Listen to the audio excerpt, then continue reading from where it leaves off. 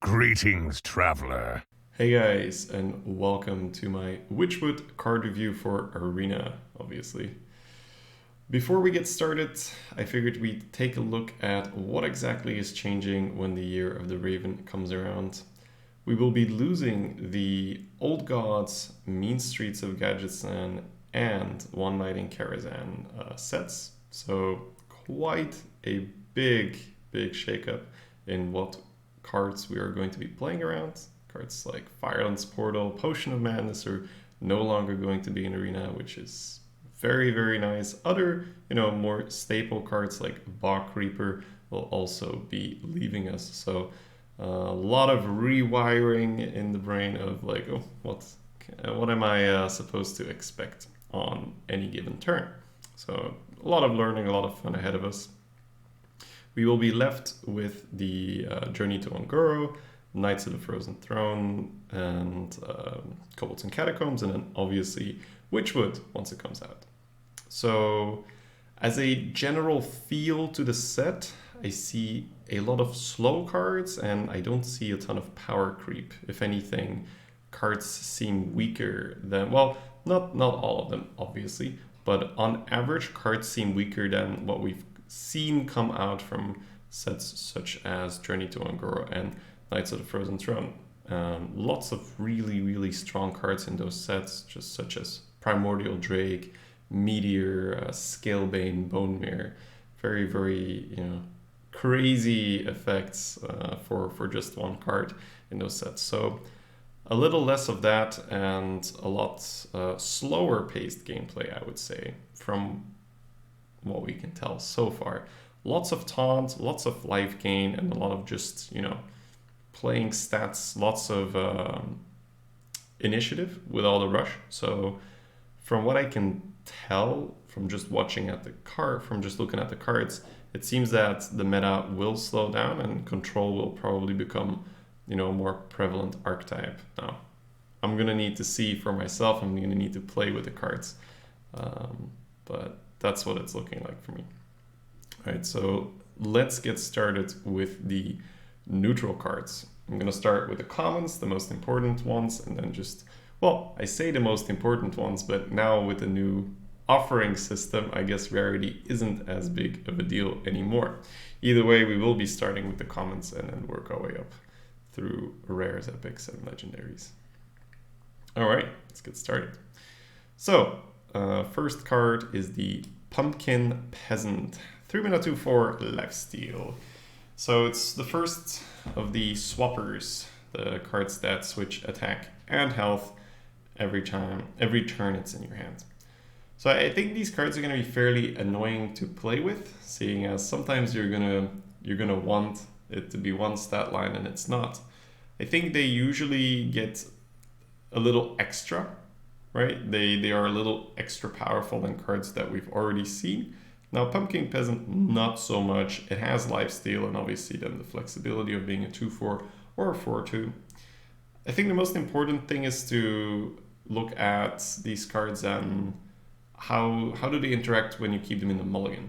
So Pumpkin Peasant, it's a 2/4, then on turn 2 it's a 4/2, then on turn 3, the turn you want to play it, it is a 2/4. So it is reliable to keep it in the mulligan and have it as a 2/4, which is probably the preferable stat line for that turn. So these cards I'm gonna have to play with to just see, whether it's going to be a huge advantage to be able to hold them an additional turn and have them switch, or whether it's going to be more annoying. I feel like it's going to be an advantage to have that flexibility of one turn they're this, one turn they're that, but that's not going to take away that sometimes you're going to really wish that they were in their other form. All right, then we have the Rotten Applebaum, which is, I think, a card that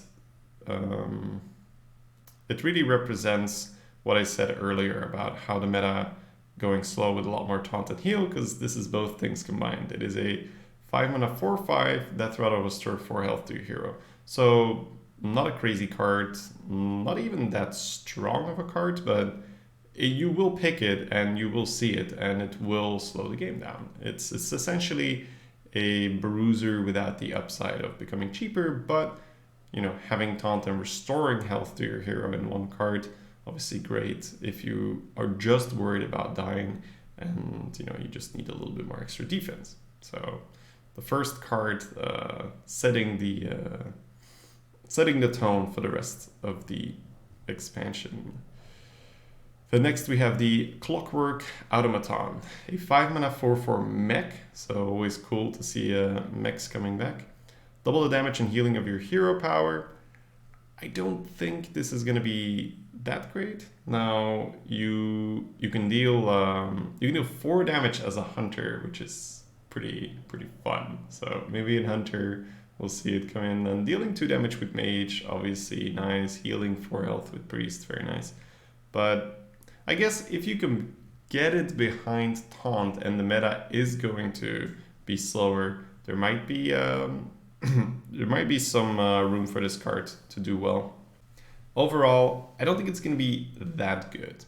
Once again, it so much depends of how fast, how slow the meta is going to become, and how they're going to fix the offering rates. That's another big question, right?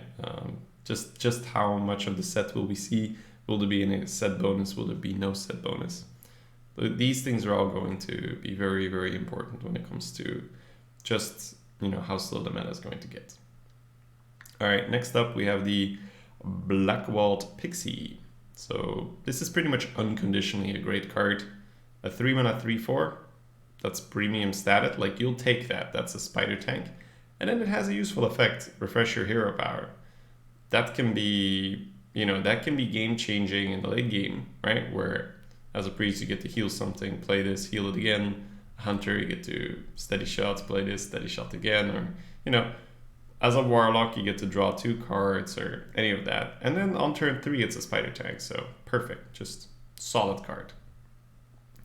Next we have the Ravencaller, a 3-mana 2/1 Battlecry, adds 2 random 1-cost minions to your hand.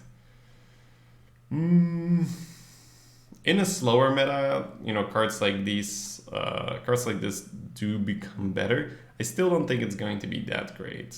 Random 1-drops are still, not as good. There's a lot of really bad 1-drops in the game, so not too impressed with the card. Can be wrong about it, of course. We'll need some testing, but at first glance doesn't look that good.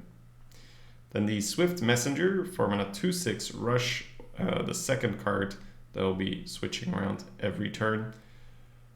This, you can compare this to a Stormwind Knight, the 4-mana 2/5 charge. This doesn't get to go phase, but you have the huge upside that if you need to deal 6 damage to something, you can wait for it to switch to the 6 power one, and then you get a really, pretty much get a fireball. So on turn, if you keep this in the mulligan, it's a fireball on curve. If you draw it on turn 1, it's a 2/6 on curve. So once again, that's going to be fairly important with these cards to see how they interact with keeping them in the mulligan and planning out, okay, I drew it on turn 2, that means that, on turn 4, I get to use it as a 2/6, all these things. And next we have the Spellshifter, 2-mana 1/4 with spell damage, so Dalaran Mage is crying in a corner, but then on top of that, it switches every turn. So I think with the Spellshifter, it's more of a downside. I don't think you usually want the 4/1, but it can happen, right? Let's say against the Priest, you're like, hey, I'll take a 4/1. Duskfall is not that bad against Priest, and then you have the upside of it having spell damage. I don't think the card is amazing or anything. It's just kind of funny how a power creeps on Dalaran Mage. But we've seen cheap spell damage things not really take off in Arena. And then, the stat line isn't crazy. It's not bad by any means because, a 1/4 does have those 5 stat points that you usually have on a 3/2 or 2/3, but it's not as well distributed as a 2/3 or a 3/2. So overall, not a premium to drop. Then we have the Wormguard, 7-mana 3/11. If you're holding a dragon, gain 1 attack and taunt. So if this thing goes off, it's a wall. If it doesn't go off, it's just a pile of stats. And in an expansion where the game is going to go slower, which it feels like Witchwood's going to do, a pile of stats isn't terrible. I don't really like the card too much. I think if you can get it in, you know, a dragon deck, obviously it's good, right? Get 4/11 taunts for 7 mana. But even without it, it seems playable, just slow. So I don't think you're ever going to, you know, pick this card over a better statted alternative unless you have, you know, some dragons already. All right, then the next card is the Vicious Scalehide, a 2-mana 1/3 with a lifesteal and rush. I feel like this is more of a combo card. On its own, it's a ping, right? You pay 2 mana for, you know, pinging something and you get to heal yourself for 1. But it's more of a combo card with some of the hunter mechanics we've seen. If you can buff this thing, it looks pretty okay. If you can set it up with maybe a hunter's mark, it's okay. But overall, doesn't look too amazing, especially with how, you know, slow it seems the game's going to progress. I don't think that particular stat line will do too much. Then we have the Swamp a Dragon Egg. 1 mana 0/3 egg, death rattle, add a dragon to your hand. You know, I don't think even in synergy decks for it, it's going to be that great because it's the 3 health that really does it, right? We saw how the Nerubian Egg was so much more better than a Devilsaur Egg because Nerubian Egg got triggered if your opponent plays a Holy Nova or a Consecration or any of these things. Devilsaur Egg survives those things, so you need to do a lot more work to get the 5/5. In this case, you don't even get a minion on the board, it's just a random dragon in your hand, so not too excited about this one. Alright, then speaking about dragons, next up we have the Marsh Drake. It's a 3-mana 5/4 dragon, which seems crazy, but it summons a 2/1 poisonous minion for your opponent. So doesn't look too good as just a 3, obviously, because it'll kill itself. So you might say, wow, but it's a 5/4. Well, then I'd say, you know, Frost Rider is a 4/4, you know, without all the hassle. Now, Frost Rider is absolutely premium, no doubt about it. I think this is more a card that you either pick in Rogue, where you dagger on turn 2 and then Marsh Drake ping the 2/1, give yourself a 5/4 on curve, which is obviously very powerful. Kind of more of that Hungry Dragon-esque feeling back in the day where you'd have a Hungry Dragon in Rogue and it wouldn't be that bad either. Other than that, I think this is more just something you pick up for the Dragon tag. For instance, you know, if you want to make the Wormguard work, or we're going to see some Dragon synergies later, especially for Priests. Priest still has Duskbreaker, so I think it's more a card you pick up for the Dragon synergy or in Rogue rather than just, hey, you know, let's pick it. Because even if you play this on turn 5 and you ping, you've played the 5-mana 5/4. It's not great, right? It's not great. So more something you pick up for the synergy or in Rogue. Then we have the Darkmire Moonkin, 7-mana 2/8 with spell damage +2. Spell damage hasn't, you know, as I mentioned earlier with the spell shifter, spell damage hasn't really taken off in Arena. It's never really that great. Maybe in a Druid where spell damage +2 with swipe is really, really powerful. Maybe if you have a very particular deck, maybe in a Mage where, you know, you have a couple Blizzards and Flame Strike, this thing is a real threat. Other than that, I think there are, you know, better statted alternatives for this mana cost. There seem to be a lot of these, you know, slower, bigger minions in the set. So it almost has this Old Gods feeling to it where Old Gods slow things down a lot with the introduction of the Bog Creeper. We will be seeing a similar card to Bog Creeper later, by the way, so I can look forward to that. So not a huge fan of the Moonkin unless you have a very particular deck for it. Other than that, I don't think it's going to be that good. Then we have the Tangle for Mystic.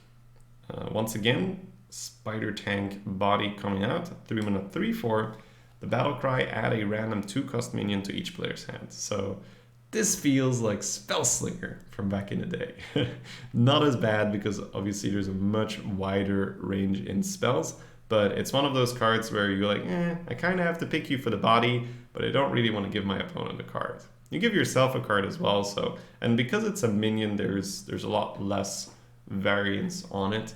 So still a good card, right? Still a 3-mana 3/4, and you know the downside is your opponent might not have had a curve and you've just given him a way to curve, such as, hey, he needs to ping and it's turn 4, I get to play the 2-drop you just gave me and I get to ping. Or I get to play 2/2s, you know, or whatever. So the downside is you might give your opponent more flexibility. The upside is you play a premium body and you yourself get a card as well. All right. Then we got another pretty decent card coming up, the Hench Clan Thug. After your hero attacks, give this minion +1/+1. 3-mana 3/3, so it is decently statted, although we have seen that there are already 2 3-mana 3/4 bodies out there, so 3/3s will be a little less good.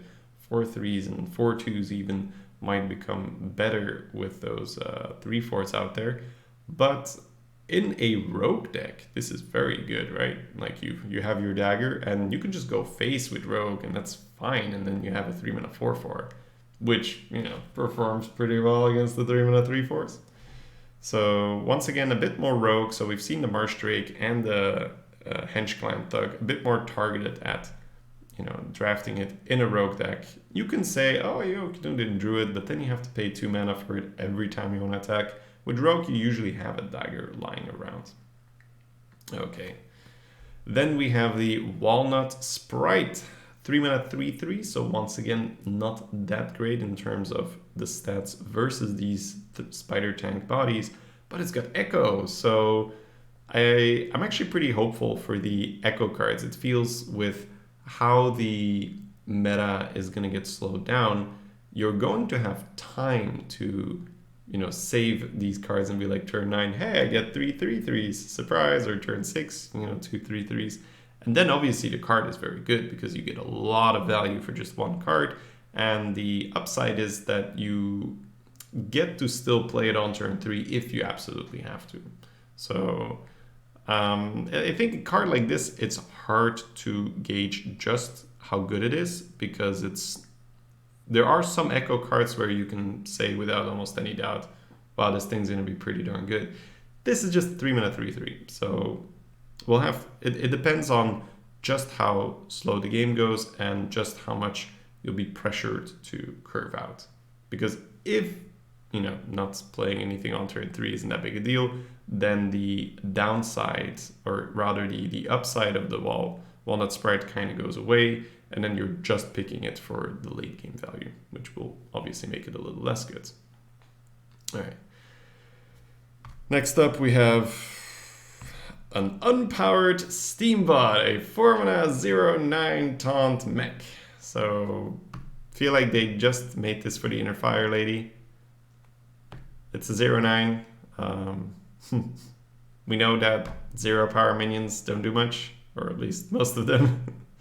This is no exception. I feel like it's not going to be that good. All right, moving on. We got the Lost Spirit. 2-mana 1/1. Death Rattle, give your minions +1 attack. I can be wrong, but it feels out of place. It feels that this is more a card you play when it's all about drafting a lot of 1s, drafting a lot of 2s, curving out, being aggressive. And then this is an acceptable effect because that's actually a huge threat. It feels like we won't have that many minions on the board, and a lot of the time our opponents will be able to react with rush effects and just have taunts in a way. So it feels like Lost Spirit is indeed a little lost. All right, I promise that'll be the last of the bad jokes. The body just doesn't do anything, so it feels that you need to justify that loss of value with the tempo advantage and potentially the value you get out of the Battlecry. But you need to buff, you know, at least I would say 2 minions in a good spot, 3 minions in a regular spot for it to be worth it, and that doesn't feel like that's going to happen. Could be wrong, but just it feels a bit out of place, the Lost Spirit. All right, then we have the card I was talking about earlier. It is the Furious Etten, a 7-mana 5/9 taunt. So yet again, bigger minion, slower minion, taunt, ready to slow the board down, be in the way, make sure the opponent can't go face. So this is going to take the place of Bog Reaper. I think Bog Reaper is better because the 6 power makes it so that you can't attack it with 4 6s, which is a very particular thing that happened quite often. You would have a Spiteful Smith or an Investigator or whatever, and then you wouldn't even be able to damage the Bog Reaper and have that survive. So I feel like Bog Reaper is better, but Bog Reaper was very good in the particular meta it was released. Furious Etten will do something similar where it's a Soggoth body, so nothing to scoff at. It is a 5/9 without the Soggoth ability, of course. That'd be broken. Based on how the offering rates work, we should still see this quite often because it's definitely not a bad card, and it's got a lot of health and taunt. So imagine your opponent having 3 copies of this thing. You can see how the game suddenly becomes, oh, okay, I really just can't go face. I need to play the long game. I need to make sure I'm using my cards properly. And that's the reason why when I look at a card such as Lost Spirit, the card we just talked about, I just don't see it happening just because that card is a bit more designed to, for a deck that's going to spread and be aggressive. Okay, next up, the Cauldron Elemental. 8 mana 7/7. Elemental itself. Your other elementals have +2 attack. Meh. Feels like we have better things at the high cost slot. I mean, the body would need to be a bit better, right? So, yeah. I mean, maybe you'll pick this in a deck where you really need some elemental synergy or you have a shit ton of elementals, but I don't think so. Just, why would you pick this over, say, a Furious Etten, where you get that taunt effect and a lot more health? Okay, then next we have the Deranged Doctor. 8 mana 8/8, Death Rattle, restore 8 health to your hero. They really want to push this, right? This, okay, you can't go face, you can't go face. I don't think the card's that good, but I think it's something that you will be able to pick and play just because how the other cards slow down the meta. So usually if you would play an 8 mana 8/8 that wouldn't do anything else the moment it was played, it wouldn't really be acceptable because people would be like, lol, just ignore it and attack your face. I don't think we'll pick this card highly or anything, but I think it will be pickable just because of how the meta gets slowed down. Still not still not a premium pick, still not a priority, but something that would before be unplayable would now become playable, I'd say. All right, and the last of the commons will be the Fell Soul Inquisitor. Yet again, a card designed to slow down the game, bog down the board. 4 mana 1/6, a lifesteal taunt. I think there are better alternatives out there, but you'll still see this from time to time. And if you are a deck that aimed at closing out the game very fast and you have a lot of 1s and 2s, this is really annoying because it's still in the way.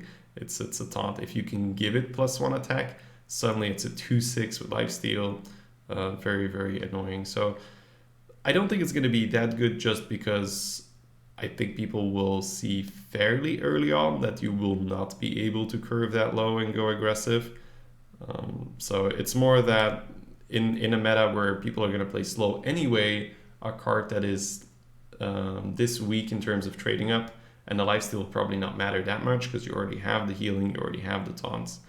I don't think it's going to be that good, but if this were released in, say, GVG, then you suddenly have a card where aggro decks are like,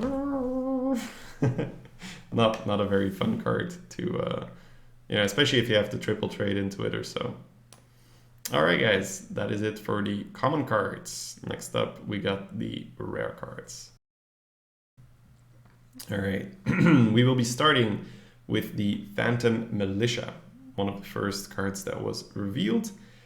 A 3 mana 2/4 with taunt, lots and lots and lots and lots of taunt, as I mentioned. a Squirming Tentacle. There's nothing wrong with a Squirming Tentacle. It's not premium, there's nothing wrong with it. But then you have Echo, so suddenly this card becomes a whole lot better, where turn 9 you get to play it, and suddenly you have 12 health taunt in the way. I don't think it's going to be that great just because of the stat line in the late game not being that good, only if you are under a lot of pressure, but it feels like at that moment these fatties will come out and there will be a lot more bigger minions, so the Phantom Militias will just get free killed one by one. Still, not a bad card. I mean, it makes Squirming Tentacle look really bad. Like we will not be having Squirming Tentacle anymore, but just in comparison to the card, not fair for the Tentacle. But just because of how the bodies on the board will look, I feel that, you'll be like, yeah, I have my Militia, and then they'll be like, cool, kill them anyway. Still, you're getting 6 power out for one card, and there is the advantage that you get to play it on curve if you have to. Okay, then we have the Scaleworm. 4-mana 4/4 Beast, not dragon itself. If you are holding a dragon, gain +1 attack and rush. So huge difference between a 4-mana 4/4 or a 4-mana 5/4 with rush. I want to say charge, but doesn't quite go face. I don't think we're going to be picking this card very often. I think it's one of those things where, hey, got a couple dragons, I can pick it up. Feels more like something they would design for constructed decks where you will have a ton of dragons regardless. So in Arena, it's the same old, right? Hey, it's a dragon card. Could be good if I have dragons. Right. Then Witchwood Grizzly. This card, when it first got revealed, you look at the stats and you're like, what? Another taunt, another neutral taunt. 3/12, but it loses 1 health for every card your opponent has in their hand. So if you are just regularly playing on curve, assuming you skip turn 1, which I think is very natural right now, this would be, let's see, you get 4, so you get a 3/8 for 5, right? So that's Ancient of Blossoms, roughly for a mana cheaper, and it's a beast, so not bad. And it can get better in late game where your opponent might be losing cards, so you suddenly get a 3/10 for 5. So it does work with some beast synergies we will be seeing later, and obviously already existing beast synergies such as Houndmaster or any of the other synergies that go with it. So once again, with this card, I feel that if it were released in a different environment, it would be absolutely batshit crazy. But because the meta will artificially already be slower, I think your opponent will be like, cool, another taunt. Do I really care that much? Because you already have 3 other taunts that can attack, or my deck wasn't designed around going face anyway. So not a bad card by any means, but I feel like it could have been crazier if it were released in a different set. It feels right now, because there are so many other cards that are already slowing down the meta, this thing will just sit there and get traded into. But not a bad card, right? Not a bad card. Not at all. And it can get really, really good if your opponent, if you get this in top deck mode, then suddenly you have a 12 health wall to work with. So very powerful there, of course. Then, next up, pretty exciting card. The Gilnean Royal Guard. A 3-mana 3/8 with Divine Shield and Rush. But it switches every turn. So I feel like you're usually going to want to play this in its 8 damage variant, especially with all these high health taunts lying around, where it's just a huge Argent Commander. You get to just bop something for 8, and then like, hey, it's alive after that. And if your opponent doesn't have a means of dealing 2 damage and pinging, or dealing 3 damage, then something else is going to have to take 8 damage to take it down. And you get to play it as a 3 damage ping if you need it. If your opponent has, say, a 6/3 lying around and you get to bop this with an 3/8 Divine Shield, you still have a 3/8 on the board and the opponent's minion is gone. So pretty excited to play with this card. Looks good. At first glance, it might be a little bit too slow because it is 8 mana, but then you remind yourself about just how difficult it will be to close out games early because of all these taunt and healing effects that I think we will have enough time to get the Royal Guard going. I will even experiment with drafting like 2 to 3 of these things and just be like, hey, let's just see how it goes.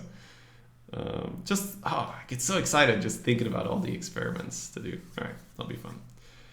Next, we have the Witchwood Piper, 4 mana 3/3, Battlecry, draw the lowest cost minion from your deck. At first, that the effect is not that powerful because you draw a fairly weak minion, but it also means that you will not be drawing that minion later on. So it has that dilution effect. Now, the stats aren't that great, but once again, there is this thing where stats become a little less important if you can rely on these taunt effects to continuously slow down the game. So I don't think it's a good card. I don't think it's a great card, but I think it will have its place where you pick it when you already have X amount of curve cards. So you do not rely on playing this on curve. You more treat it like, hey, it's kind of like an Arcane Intellect on a stick where, you get to play itself. So that's one card and then you get to draw a card. So not going to be super, super excited to pick this up. But I think because of how the tempo slows down, it's still pickable. Nothing too crazy, but still pickable. All right, the next, this is crazy. The Chief Inspector, a 5 mana 4/6, destroy all enemy secrets. I mean, damn. It's kind of crazy how they print these things. I feel like there should be a stat disadvantage on it. It even says enemy secrets. It doesn't even kill your secrets, and it's a 5 mana 4/6. Like, you pick Streetwise Investigator all the time. It is a 5 mana 4/6, and the effect rarely matters. This is a 5 mana 4/6. So I feel this is a huge, huge penalty to secret classes. It almost makes me not want to draft them. I mean, I still will because I need to test them. But knowing that this thing is running around and knowing that there is absolutely no reason for your opponent not to pick it, you can't even call them greedy or techie or whatever because, hey, it's a 5 mana 4/6. Why would you not pick a 5 mana 4/6? So it has that feel of Dragon Slayer to it where it's like, hey, I got punished for picking a card just because my opponent, picked a properly statted card that sometimes wins in the game. So I wish they would stop doing that with printing these really, really strong hate cards that don't have a downside. You shouldn't be able to just pick this up and sometimes win the game for no cost. Eater of Secrets is fair because it's a shitty card. It's a 4 mana 2/4. It's just not good. But sometimes you get to hit the secret and it feels really good. This thing is like, hey, it's the same as Dragon Slayer, right? Dragon Slayer, you're fine with playing that on curve. You're fine playing it on turn 6 with another 3-drop. And then sometimes you kill a Scalebane and win the game. So yeah, not a huge fan of these hate cards that are not understated. Same with Golakka Crawler. Hey, you have a pirate, I win the game. Otherwise, I have a River Croc, which is okay. Okie dokie. Next we have the Life Drinker. Battlecry, deal 3 damage to the enemy hero, and then restore 3 health to your own hero. So 4 mana 3/3, once again quite heavily understated. And I don't think the effect is going to be that relevant, once again, just because of how safe you should feel, through that early mid game. So could be wrong about it. Could be pretty good in Warlock, right? Where health is always welcome and you always, appreciate being able to life tap. I think in most other classes, not really that great. Maybe Rogue, you know, you want to damage your face a bit and you get to heal up with this later. I guess in Rogue, yeah, the more I think about it, because Rogues, no matter what, will always be a bit more tempo oriented and will usually feel like they're the aggressor. So having this thing as a bit of a closer, you know, a Nightblade effect, but also being able to heal their face so they, you know, can use their cards such as Envenom Weapon a little longer, can be good. So maybe in Warlock and Rogue, but in most classes I don't really see the Life Drinker being that good. Then the Mad Hatter. I love how they just continue building these effects. This is funny. So it's a 4-mana 3/2, so quite understated. But then the effect is randomly toss 3 hats to other minions. Each hat gives +1/+1. So I don't assume that they are talking about Explorer's hats, where the hat will come back to your hand after that. I think there's just regular 1/1s. Yeah, otherwise that would be pretty insane. So this is something that it almost feels like you're playing a Primalist, right? A Tortolan Primalist in Paladin, where you never want to play that when your opponent has things, because, you know, you might hit a Steed or a King's, which you really want to put on your own minions. It's the same with the Mad Hatter. It's something that I feel is going to be fairly bad when your opponent has minions on the board. But if you just trade and push them off the board, and then you get the Mad Hatter, getting +3/+3 on a 4-mana 3/2 body is completely fine. Like, it doesn't buff itself, it says to other minions. So if you get to, let's say you have a, let's just say a Dire Mole or something, right? You have a Dire Mole on the board and you get to throw 3 hats on that. Suddenly you're talking about a 4/6, right? So, hey, my 1/3 turned into a 4/6. Yay. So can be quite the stat boost, but requires your opponent's board to be empty. Okay, and then the last rare card is also a pretty interesting one and a bit maybe atypical of what we've seen so far. 4-mana 3/3, so the stat line is familiar, but if it's the only minion on the battlefield, it becomes a 6/6. That's pretty good, right? You know, it's almost a 4-mana 7/7. But does require the board to be empty, and not just your opponent's board, also your board. But on turn 4, that happens somewhat often. You know, it's not a rare occasion that you get to exchange 3 drops with the opponent and then just slap this down on the board. So this I will need to experiment with to just feel how good it is. But it feels that in the more aggressive lists where you can push for, like, let's say Rogue. Rogue's a good example. Rogues are going to, or even Warriors, right? They're going to equip weapons. So they're going to be less likely to have stuff on their board because you're relying on weapons. And they're going to be more likely to clean the opponent's board straight away with that weapon and then get the 4-mana 6/6 going. So if you can get a 4-mana 6/6, that's obviously very, very nice. All right, guys. That is it for the rare cards. We'll be moving on to the epics. Alright guys, so for the epic cards, first up we have the Nightmare Amalgam. So once again, a spider tank body. It's going to be pretty common in this set, but it's got all traits. So I think that is not necessarily more of a downside than an upside, but there is the threat that this can get Hungry Crabbed, Golakka Crawlered, Dragon Slayered, right? It's something that can, or Hemmet's no longer. Hemmet in Wild, yeah. So there is definitely that danger to it, but then the upside is you can pick this fairly early on and then have it trigger your dragon synergies, which I think it's usually going to be used for maybe elemental synergies if you can get those going as well. So overall, still a 3-mana 3/4, still pretty decent, but a bit more of the please don't have it, right? Dragon Slayer on curve on this thing is quite the tempo swing. Okay, next we have the Muck Hunter, a 5/8 for 5 with Rush, but summons 2 2/1s for your opponent. So I've looked at this card and I'm having a hard time really seeing it. Like it definitely helps with chunking down one of your opponent's low damage, high health taunts, because a 5/8 body does enjoy just crashing into, say, a 3/8. That's a pretty good deal. But then your opponent has these 2/2/1s, so and there's going to be a lot of taunts, so you're not always going to be able to dagger one down immediately or to ping one down immediately. So I might be wrong about the card, but it just doesn't feel like that amazing right now. It feels like the 2/1s are going to be able to trade back into this thing fairly often. So we'll have to see. Because if you let's say you play it on an empty board, right?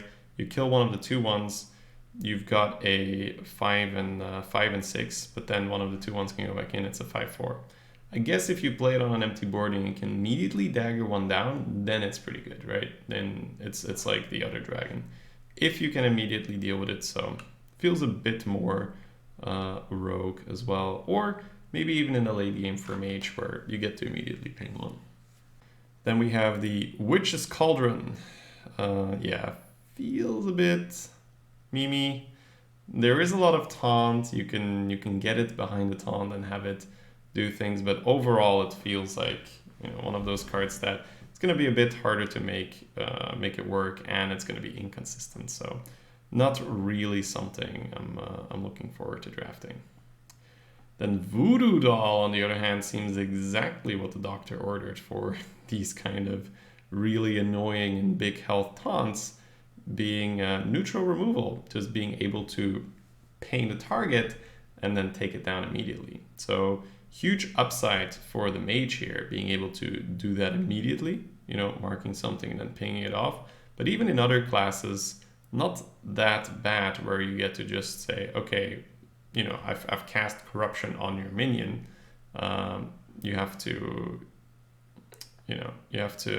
like in a faster paced meta, it wouldn't be that good if you couldn't kill it immediately, because corruption isn't that great of a card. But in a meta where, you know, you put this on the 3/12 guy, right? It's like, what's the 3 damage gonna do? Not that much. So definitely gonna be picking BooDoo Doll highly in mage, and then I'll have to mess around with it in other classes, see just how decent it feels. Obviously, if you compare it with sacrifice effects, such as I want to say a Ravenous Pterodax, right? Yeah, Ravenous Pterodax, or a Dark Pact. It's okay then, right? Then you can pay for that cost while at the same time killing something. That's more than okay. That's just really good. Alrighty then. Then we have the Worgen Abomination, 7 mana, 6/6. At the end of your turn, deal 2 damage to all other damaged minions, so it doesn't deal damage to itself. This seems pretty good for what the meta is going to be. Once again, we'll need to see just how much it gets slowed down, just how many of these cards are going to be picked and offered. But if you're going to have to deal with a lot of low damage, high health taunts, then just being able to ping them down while playing a 7 mana 6/6 body, you know, which isn't the worst either. It seems pretty good.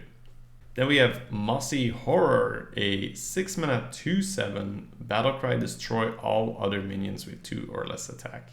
This one is a bit of a more difficult one to get. I don't think it's going to be that good. I think it's definitely going to have those moments where we're like, oh my god, it's so amazing, I've killed so many things. But a lot of the time, we're a bit later in the game. How many 2-power minions is your opponent really going to have? I mean, if you can play this into a turn 9 Phantom Militia Echo Chain, and then you play Mossy Horror, your opponent is very, very annoyed. So there are definitely going to be moments where it does go off and does do a lot, but overall, the penalty you get on the stats seems to be quite severe. So it feels like you really want to get 2 or more minions with this, otherwise, and then, you know, have to see how long you can hold it. And the reason why I'm also a bit skeptical is the 6/7 slots seems to be like you're going to want to put a lot of other minions there already. Then splitting Fester Root, 8 mana 4/4, so really, really understated, but summons 2 2/2s, which then upon death rattle, it summons 2 2/2s, and then when those 2/2s die, they summon 1/1s.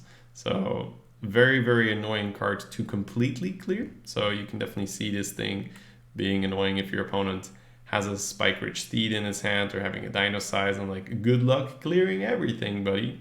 So this is more a card we're going to be ignoring when you're up against it. And it's I feel like because of the slower paced gameplay, you will get the value out of it. It will just take you a long time. So this is more an investment you make, and then slowly but surely, you know, you attack something, you might kill off your guy.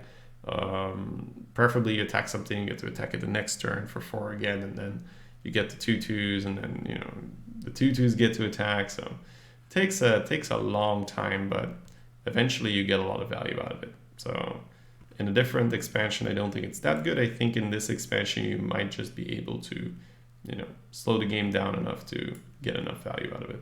Then Baleful Banker. Battlecry, choose a friendly minion, shuffle a copy of it into your deck. So gang up on a stick, kind of. No, not gang up. It's like the 3/4 that does the same thing. But that's a spider tank. This is a 2-mana 2/2. Don't like it. And then the last epic will be the Sandbinder, a 4-mana 2/4 Battlecry, draw an elemental from your deck. Doesn't look too exciting. It's pretty much just a conditional gnomish inventor, so fine if you have elementals. Otherwise, it's a card you probably want to stay away from. All right, and then last but not least, we have the neutral legendaries coming up. So a lot of these we'd already seen, and a lot of these are irrelevant for Arena, but still we'll go over it. So we have Zelena, Soul Thief, a 7-mana 3/3 with Battlecry. Replace your hand with the copies of your opponents. So when this card initially got revealed, I said, wow, this seems to be pretty good for more aggressive decks because you get to be, you know, aggressive tempo out. Then you play a 7-mana 3/3, the body's kind of relevant, but you get to, you know, Divine Favor for 5 or so, and you get strong cards. You get your opponent's cards, which he's been holding, which probably are going to be more late game oriented cards. So huge refill for aggressive decks. But now that the entire set is out, it doesn't really feel like you're going to be able to make those aggressive decks where Zelena would shine. So I don't think it's going to be that good, but this is a very easy one to get wrong, honestly. It's a very easy one to get wrong. It's just, I'm going to have to play with it and see what happens. Then Baku and Greymane are not going to be in Arena, so they're of no consequence to us. And then we have Doll Master Dorian, 5-mana 2/6. Whenever you draw a minion, summon a 1/1 copy of it. So for Arena, doesn't seem that amazing either. Usually the legendary, it's going to be in the bracket of cards of similar power, so you might still see them. But usually you're going to want a better legendary than that. Can be very memey, in a deck where it's based around this. Like if you draw a, what was it called? Splitting Festeroot? Let me look at the name.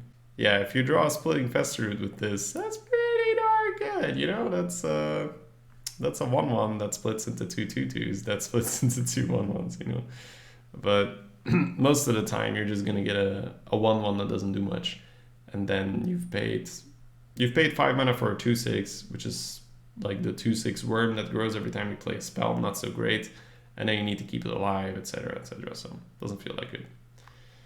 And then a card that does feel good, Countess Ashmore. Hello, 7 mana 6/6 Battlecry. Draw a Rush, Lifesteal, and Death Rattle minion from your deck. So this feels like it's going to be quite premium.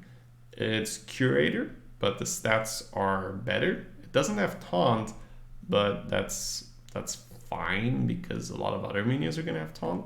It's probably even an upside that it doesn't have Taunt if you're able to play it behind one of your taunts already. And then there are plenty of Rush and Death Rattle minions around. There's some Lifesteal minions, right? I think on average you're gonna get like 2 cards from this. So 7 mana 6/6 Battlecry, draw 2 cards in a meta that's slower. That's phenomenal, right? That's really good. All right, guys, that's it for the neutral cards. So we will be moving on to the class cards. All right, guys. So for Druids, The first card is the Witchwood Apple. 2 mana to put 3 2/2 trends in your hand. I think the trends will cost 2, right? You saw that. So even though the meta is going to be slower, I don't really seem to rate the card. It does put cards in your hand, and there's this whole hand druid thing going on, but I don't think that's going to take off in Arena, just because we won't be playing with just these cards. We will still be playing with older cards, and it seems that due to that, you know, power creep in Ongoro, KFT, and KNC, you're still going to pick a decent amount of those cards. So I feel like this whole hand druid thing in Arena probably won't take off, but you know, obviously it'll be nice to point back at this in 2 weeks and be like, lol, Shady thought hand druid wasn't gonna be a thing. All right, so I mean, unless it's a thing, then I don't think Witchwood Apple is, you know, relevant. Then we have Druid of the Scythe. This card is a very relevant on the other hand. It's a curve play where you can either have a 3 mana 2/4, or later on, or maybe on curve, but probably not, play a 3 mana 4/2 with Rush. So you're either getting Squirming Tentacle, which is acceptable, not crazy, or you're getting Huffer, which can go face, which at the same time, once again, is acceptable, not crazy. But the fact that you can choose makes it a really good card. We've seen time and time again that flexibility is very, very good. It gets rewarded a lot, and it is worth maybe going down a bit on either end, as long as you can choose what you want to do. Because like that's just going to increase the chance that you have the right card for the right time. Then Ferocious Howl is another one of those hand druid cards. It's a 3 mana card, draw a card, so cycle, and you gain an armor for each card in your hand. So really feels targeted more at constructed, and it seems with all these taunts and heals, you know, life gain just for your face is going to be even worse because you're really, really not going to need it. So not much to be said there. Then Forest Guide, 4 mana 1/6. At the end of your turn, both players draw a card. Once again, feels a bit more targeted at some hand druidy business for constructed. In Arena, I don't think you want to pay 4 mana for 1/6.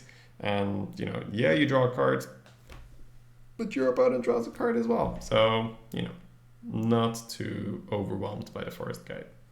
Then Witching Hour does seem like it has some potential, but you want to draft it in beast decks, obviously.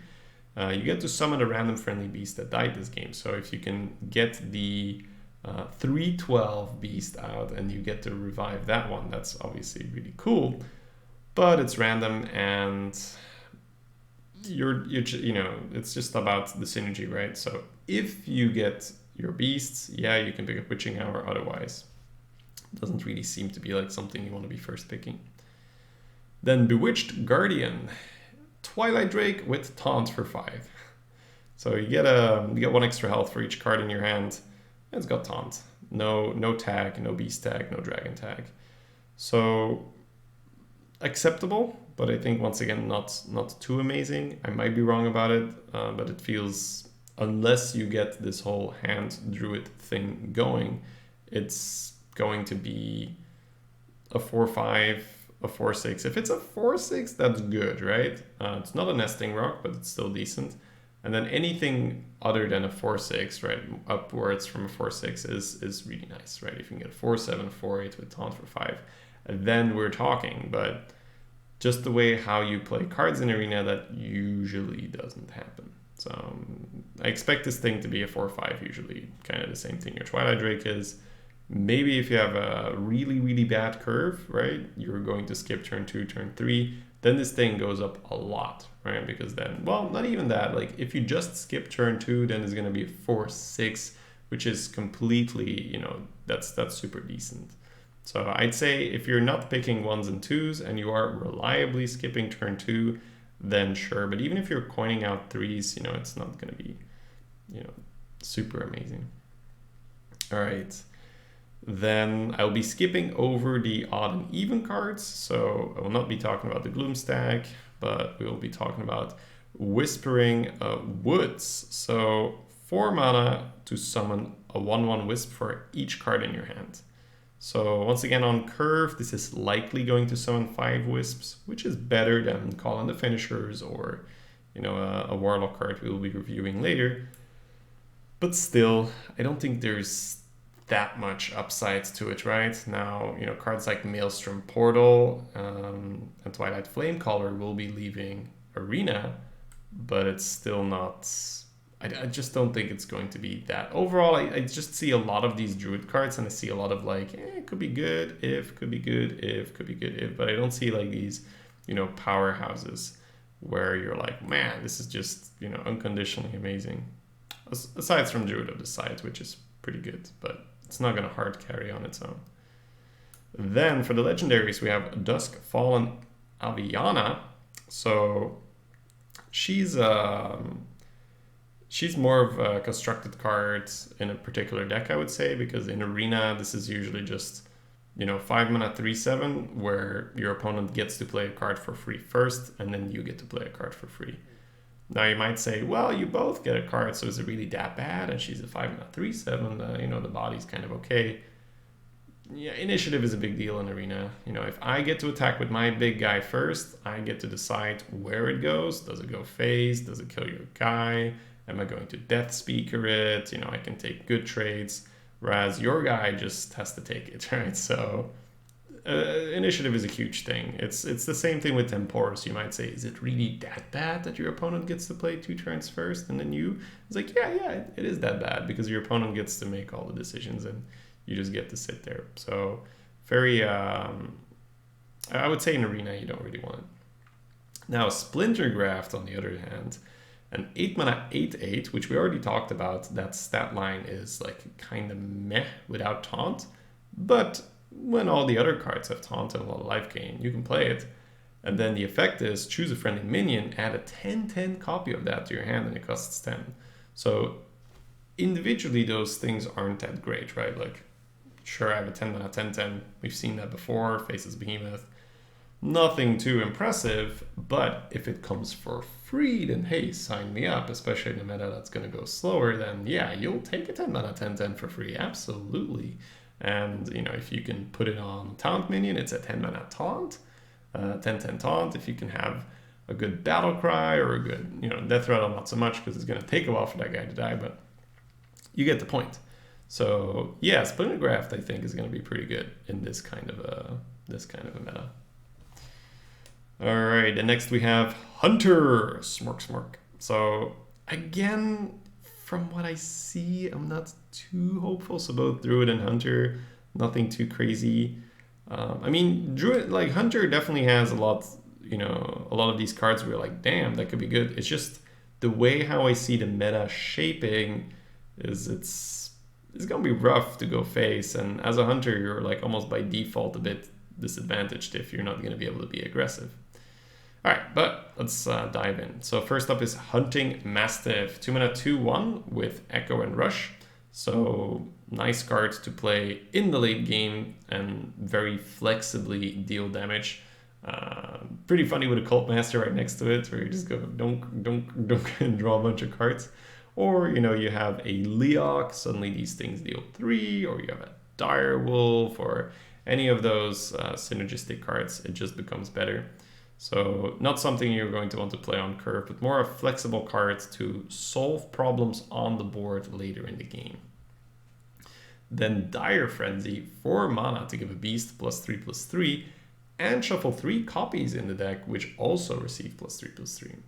So initially this card doesn't look that good, right? Because it is quite slow, and we all learned like, yeah, like shuffling these things in your deck is kind of cool and all, but then you never get to draw all 3 and you set yourself back and all these things. But in a meta that is going to go slower, this can more consistently pay off. So I would say that it is released in the right set, and there are definitely some beasts, such as the cheap Rush beast that we reviewed earlier in the neutrals, or you can put this on a a Skitterer, like we will be reviewing later. That would be amazing. So there is definitely room to experiment with Dire Frenzy. I think just as a whole, Hunter won't be all that, so, but we'll you know, I hope I'm wrong, and we'll have to just see about that. So you heard me talking about the Skitterer. Next up we have the Vow Brew Brute Skitterer. So Assassinate on a stick, 5 mana 1/3 for a poisonous rush beast. Doesn't go past taunt, and there's a whole lot of taunt, although as a hunter you're usually going to want to kill the taunt anyway, so still pretty good. I'm definitely going to experiment with just how many of these you're going to want in your deck, because it can get a little clunky, but there are plenty of targets out there for the Skitterer, as we've just talked about all those big neutral taunts. So should still be very fun, and the baseline is that it dies, but if you can attack a 2-power minion with it, if you can give it more health, if you can, you know, Death Speaker it, there are all these really, really nice things you can do. Right?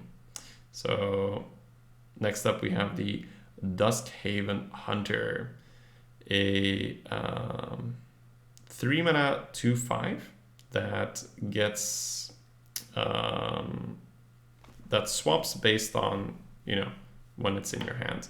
So once again, if you have it in the mulligan, it's a 3 mana 2/5 on turn 1. Turn 2 it's a 5/2, turn 3 it's a 2/5 again. So you can keep this, and it's a, I would say, a pretty good minion to play on curve. A 2/5 with stealth, that's really nice. We've seen this with Druid of the Flame, which was a very decent card to play on curve. And then because it is stealth, playing it as a 5/2 is usually pretty good as well. So it's just a better Panther, not a Beast though, and better than just most of the 2/4s that you play on 3. So pretty happy with the Duskhaven Hunter as well. Just seems like a solid addition to the Hunter roster.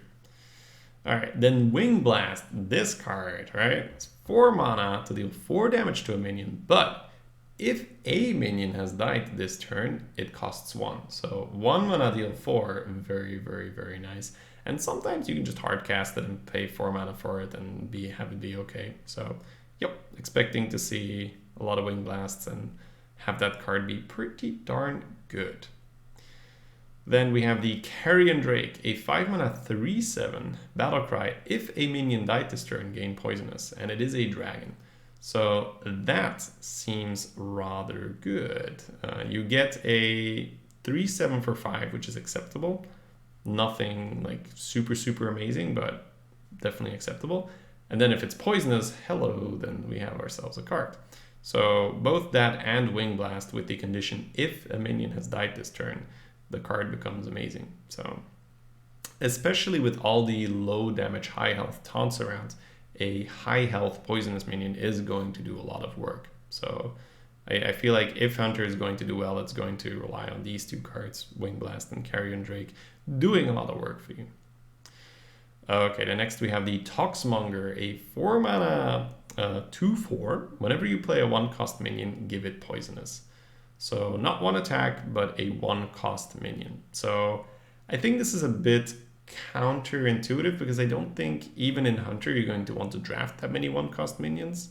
Like, yeah, you're still going to want your Jeweled Macaws and, you know, any other card that doesn't really pay the price in terms of value, but that's not that many, right? And he is understated himself, so I don't think it'll be a super amazing card. But in the right deck, if you say have 3 Jeweled Macaws, yeah, go for it. Suddenly you're playing 1/1 poisonous Macaws. If your opponent can't ping, those are like amazing.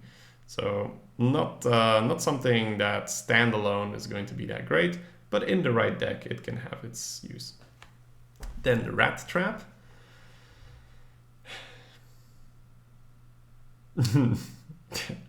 I mean, I look at this and I'm like, I mean, are people really ever going to play 3 cards in a turn after? Because you get a long time to test for this thing, right? Like, the first time you're not going to play 3 cards. So then you get to be like, oh, it's Rat Trap.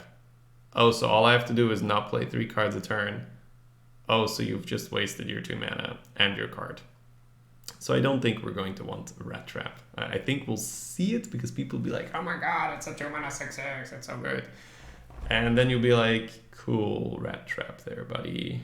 You know, so I'll probably play into this without realizing at some point, but then after that, I don't think it'll ever trigger. So, doesn't look that good. Then, for the legendaries, these are more exciting. We have the Houndmaster Shaw. It's a 4-mana 3/6 that's really good. And your other minions have Rush. So suddenly, you know, you play this on turn 4. You play Carrion Drake on 5 after you kill something with the Houndmaster. Your Carrion Drake is now a 3/7 Rush Poisonous. That is ridiculous. So yes, Houndmaster Shaw looks very powerful. Once again, Rush can't go face, but it feels like you're going to want to play a much more on the board style anyway. Completely push your opponent off the board and then start going face. And then we have Emberis, a 10 mana dragon. So we do see 2 class dragons for the hunters. So you can definitely see some of the neutral dragon cards becoming playable in Hunter. Well, this is a legendary, so maybe never mind. But the Battlecry is double the attack and health of all minions in your hand. So in a meta where the game is going to go a bit slower, this is going to be playable, I think. So yeah, looking forward to having either of these legendaries in my Hunter draft because they seem quite powerful. Okay, then next up we have the Mage. So the first card here is Black Cat, but we won't go over that, seeing as, you know, there will not be odd and even cards in the arena. So the first one will be Vex Crow. Whenever you cast a spell, summon a random 2-cost minion. So it's a 4-mana 3/3 beast. It doesn't really feel like that's going to be good. Now, we'll need to see just how the mage decks perform. But it feels like we're going to be a bit more minion focused, a bit more, you know, just slower, play well statted bodies. Because if you're a mage deck that has a lot of these small pew spells, which you kind of want when you're playing something like Vex Crow, it feels like you're just gonna be run out of steam by people playing like, yep, here's an 8 health minion, yep, here's another 8 health minion, yep, here's a, you know. So it feels like if you're going to be packing a lot of spells, you want them to be things like Meteor and Polymorph. So, you know, not really feeling the Vex Crow. Then Snap Freeze, aka Shatter 2.0, where you get to freeze a minion. If it's already frozen, destroy it. So we haven't seen any new freeze effects come out, but that doesn't mean that you will never pick Snap Freeze. It's not as bad as Shatter because you do get to freeze a minion if you do, and it is worth something. Now that's not worth 2 mana and a card, right? Because we see Glacial Shard, which is a good card, but that's 1 mana and you get to play a 2/1. But the upside here is if the minion is already frozen, you get to destroy it. So even though it became a lot better, I still don't think you're going to want to pick Snap Freeze too highly, unless of course you have, you know, a lot of freezing effects already. Then Snap Freeze can start to do something, but at least you won't be completely, you know, demoralized when you get this from a like in your draft and it is the best card. You get to like, okay, well, at least I get to freeze something. So.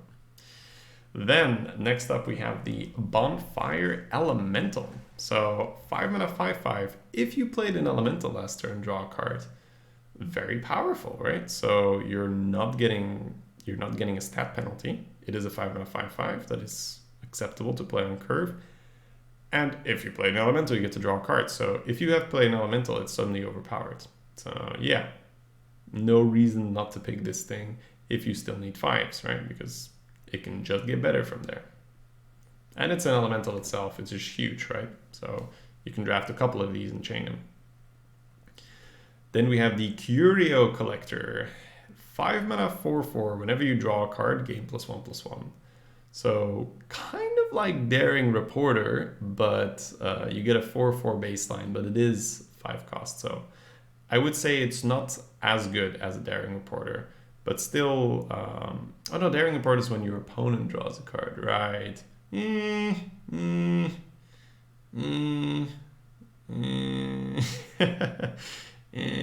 know, okay. Yeah, not really feeling it unless you can combo it right immediately with, say, an Arcane Intellect or, you know, a Bonfire or a Book of Specters, which we'll be going over. So yeah, looks pretty understated then. So a bit more of a synergy card, which you probably don't want to be picking up. Then we have Cinderstorm, which is 3 mana to deal 5 damage randomly split across all enemies. So Arcane Missiles is deal 3, this is deal 5. You pay 2 mana extra for 2 extra damage. We're going to see a lot of high health bodies. I don't see it. I don't think it's going to be that good. Yeah, it feels like something that's a bit more for when the opponent's going to have a lot of 1s and 2s. Where, but seeing how the meta will probably shape, I don't think that will be the case. So I don't think Cinderstorm will be that good. Book of Specters, however, seems insane. Like 2 mana, draw 3 cards, discard any spells drawn. So even if you hit a spell, you've played a 2 mana Arcane Intellect. And Arcane Intellect is a above average card. Suddenly you have the chance of drawing 3 minions. Now, obviously, you can hit spells, right? So if you hit 2, let's say, worst case scenario, obviously, you hit 3 spells, and then, it sucks, it happens. But that's not going to happen very often, especially not if you are a bit mindful of this in the draft and draft mainly minions, which it seems like this expansion is pushing us to do regardless. Then this thing just looks like, in the right deck, this thing looks very, very powerful. Because you can hit 1 spell and then this thing is good. You can hit no spells and then this thing is insane. You can hit 2 spells and then this thing is like, pay 2 mana for a cycle, But it's not like you're suddenly like, oh, I lose the game. Because you might say, but I lost the spells. But it's the whole Banshee thing all over again. If they weren't in your hand, you didn't really lose them, right? You just milled them and just pretend they were at the bottom of your deck. So that's going to be a huge thing. I think a lot of people will be afraid to play this thing. It's like, but what if I kill my spells? It's like, it's Banshee. It's fine. It's milled. You're not discarding them, right? You're milling them from the top of your deck, pretty much. So yeah, pretty excited to try some Minion Mage with 2 copies of Book of Specters. That seems like it's going to be fun. Then Arcane Keysmith, 4 mana 2/2, Battlecry, discover secret and put it on the battlefield. So yeah, this looks very playable. Nothing to scoff at. Just we've seen how these effects were, Mad Scientist was completely broken, right? Where you pull a secret from your deck and play it immediately. Super, super broken. This thing costs 4 mana, so nowhere near Scientist. But the big thing is you don't have to draft a secret to make it work. You just get to play it, and then it immediately puts a secret in play. So in a late game situation, you can just pull a Frozen Clone and get 2 cards, right? Which can be nice. In the mid game, you can get your Mirror Entity out. You can get your Explosive Runes out.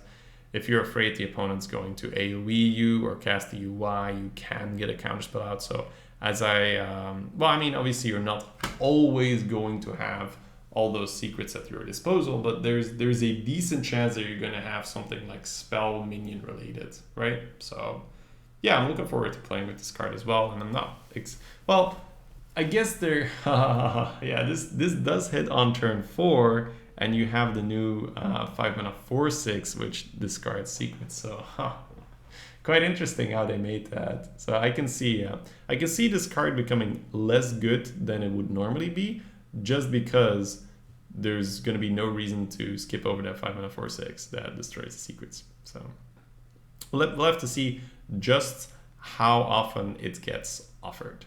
I think if that card is going to be very popular, then the Keysmith is obviously going to take a big hit, because people are going to just play that card and you're going to have played a 4 mana 2/2. All right, then legendaries. Toki Time Tinker, 6 mana 5/5, Battlecry, add a random legendary minion from the past to your hand. So 6 mana 5/5 isn't great, but adding a random legendary to your hand in a format where the game is naturally slower than constructed, and then add on that the meta will probably slow down because of this, yeah, Toki seems totally fine, right? You can low roll, but then, you pay the price for it, and it's not that bad. And even a low roll it's probably still worth to play it at some point. So yeah, I have to see just how highly they value Toki to see in which bracket they put, because I mean you're not gonna skip a Pyros for this thing. You're gonna skip a Deathwing or so for this thing. But if it's reasonably placed, then I definitely want to pick up Toki. And then last for the mage cards, we have the Archmage Arugal.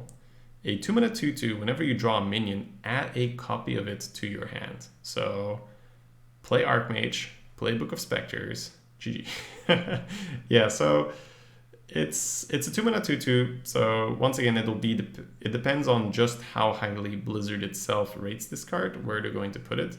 Because I'm not going to skip really powerful legendaries for this thing. Otherwise, I'm definitely willing to try it out where you play it and there's a lot of pressure on your opponent to immediately kill the Archmage, which is worth the stat penalty. It's not a 2 you play on curve, it's more a 2 that you put behind a taunt and then say, hey, if you can't touch this, I'm gonna have 2 cards a turn. So definitely does look like an above average card, but you know, it all depends on how Blizzard rates it and how highly they place it. That's going to depend whether you're gonna want to pick this up or not.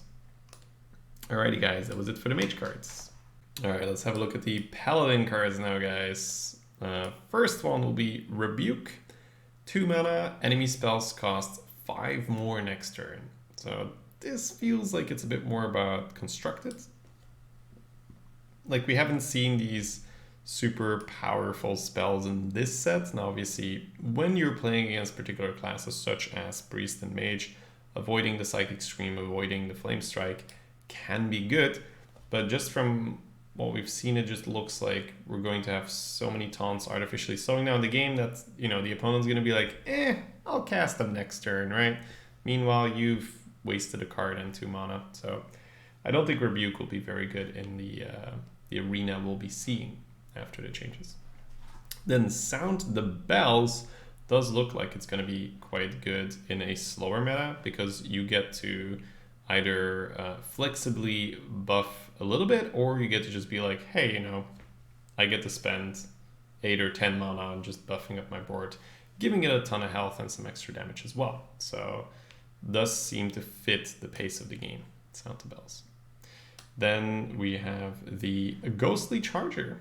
So it's a beast, which is relevant, and it does look like a Psychotron, but instead of taunt, it has rush. So that seems better to me, because you get to play around your opponent pinging off the shield. You get to immediately bop something with this thing. So Ghostly Charger does look quite nice. We'll see just how useful it is, but especially in the current form of Arena, a card like this would be nice. We'll have to see just, you know, how useful it is when the game slows down.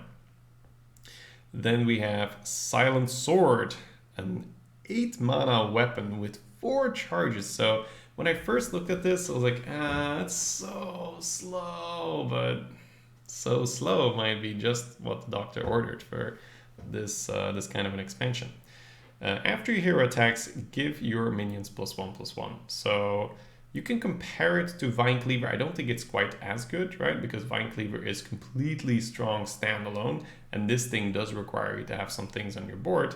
Still, if the game is going to be that slow, this is a lot of value. There's a lot of healing in the set, so you can use your life as a resource.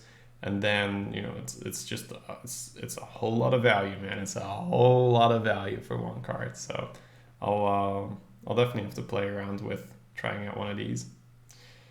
Then we have the Bell Ringer Sentry, a 4 mana 3/4, so understated. Battlecry and Death Rattle, pull a secret from the deck into your battlefield, into the battlefield. So it feels more aimed at constructed. Doesn't really feel like you want to play this in Arena. I don't think you're going to want to draft secrets. They added a secret, but it's really not all that. And then it's, you know, current secrets are really not value oriented. So don't think we're going to want Sentry in Arena.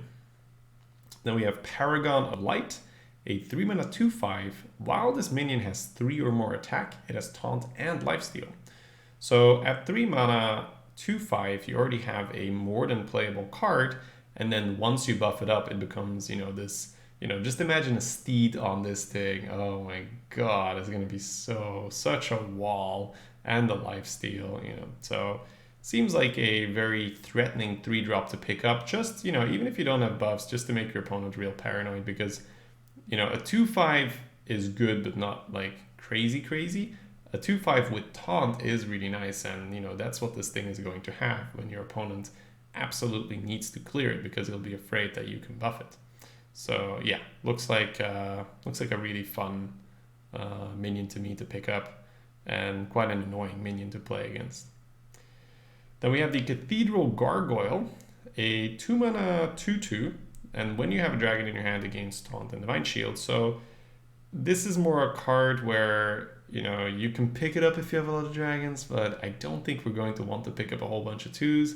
I haven't seen a whole bunch of 2s either, so I think we're going to more stick around that curve that we've been experimenting with picking more 3-drops. There are a lot of spider tanks to mitigate, you know, the lack of 2s, so I don't think we're going to pick Gargoyle, like, unless you get a draft where you happen to get a lot of dragons. So feels very inconsistent in Arena. Then Hidden Wisdom, same thing as the Rat Trap. After your opponent plays 3 cards, you can very easily not play 3 cards in a turn. So it just feels like it's never going to go off, really. Because you'll be able to determine what it is fairly fast, and then you just go like, oh, okay, don't have to play 3 cards now. And it's a wasted card. And in a meta where it's going to go slower, you know, just throwing away a card hurts a lot, right? Because you don't really get much out of it. Then, as for the Paladin legendaries, we have the Glass Knight, which is a 4-mana 4/3 with Divine Shield. And then whenever you restore health, gain Divine Shield.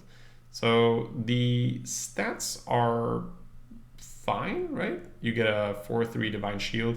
I'd even say it's better than fine, right? Because Silver Moon Guardian is fine.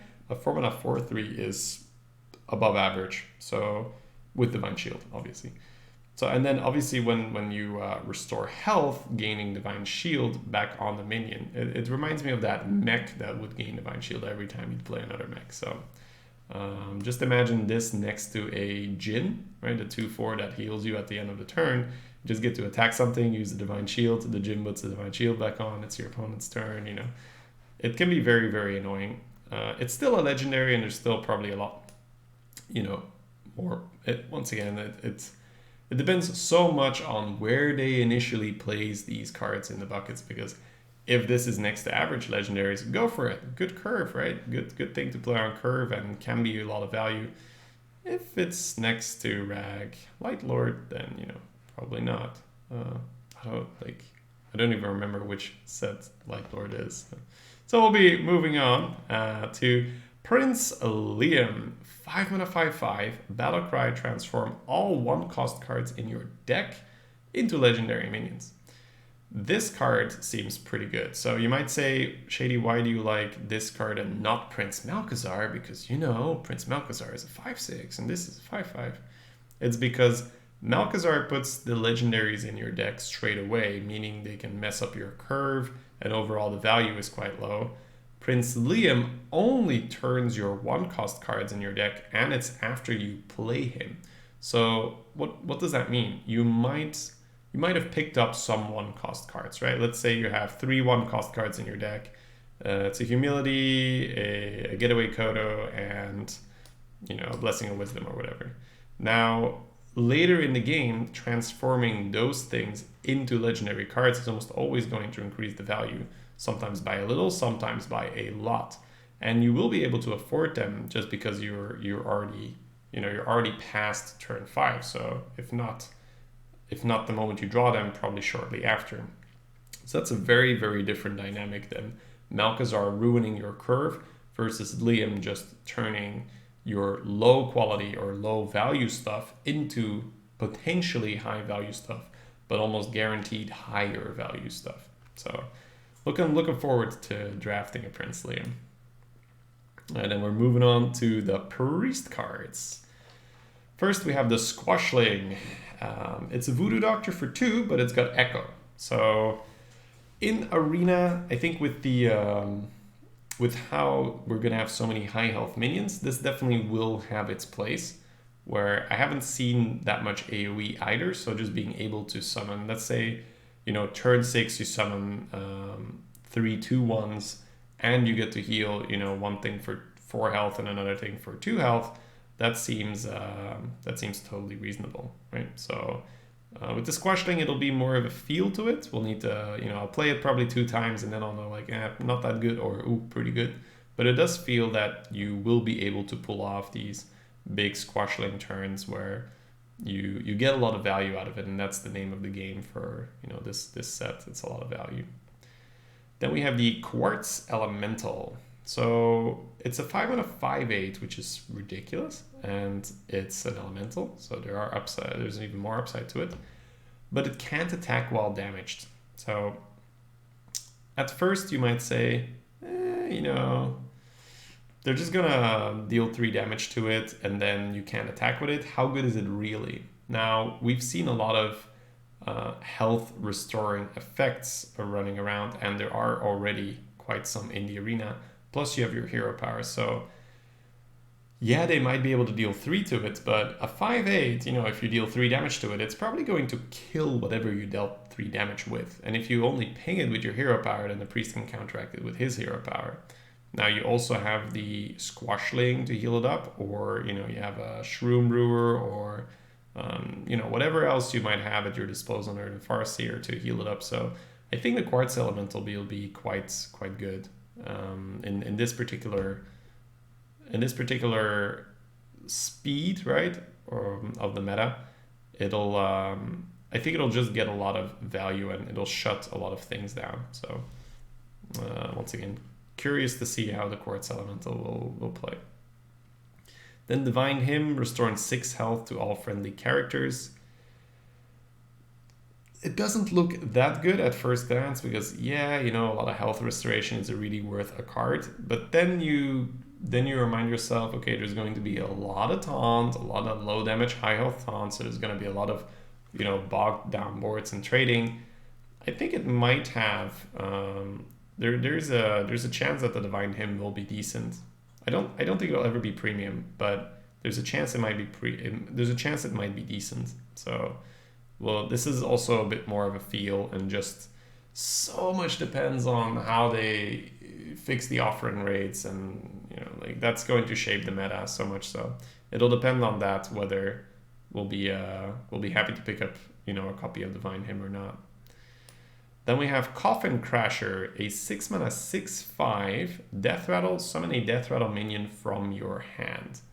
So I think there's definitely better alternatives, and I think this is something that you're only going to want to pick once you already have some nice synergy cards with it, like the Fester Root, the 8 mana 4/4. If you can pull that one with Crasher, or a Violet Worm, or any of those cards.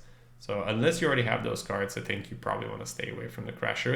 It's still a playable card, right? It's a Lord of the Arena without taunt. That's not good, but it's playable. But I just mean that there is a lot of things you're going to want in that high cost slot already. So that's the only reason I'm not really sold on the Coffin Crasher, unless you have the deck for it.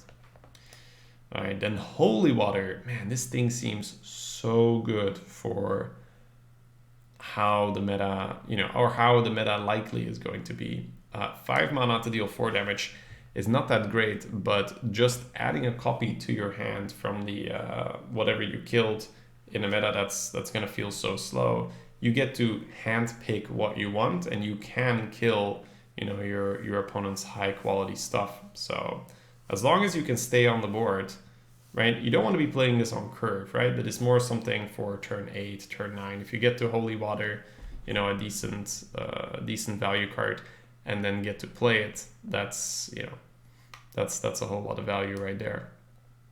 The next, Nightscale Matriarch, and I was a little, like, I thought this was going to be a legendary when I first saw it, but having a lot of these minions around is going to be pretty crazy. So Priest looks like it might still do some crazy things.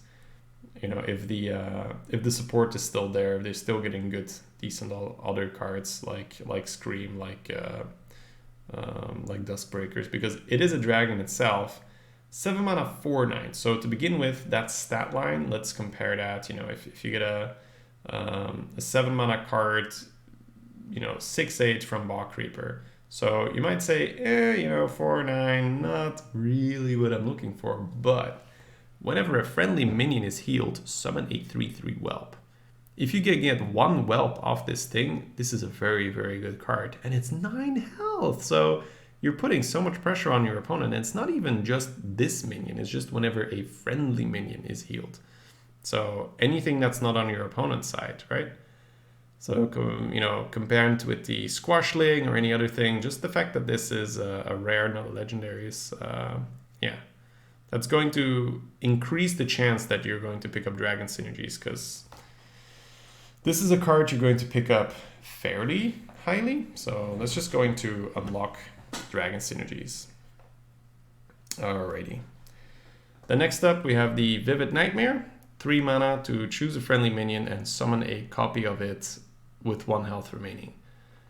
Only something you're going to want with really, good death rattles, or potentially a Night Skill Matriarch and then heal it up and then summon a 3/3 and so forth.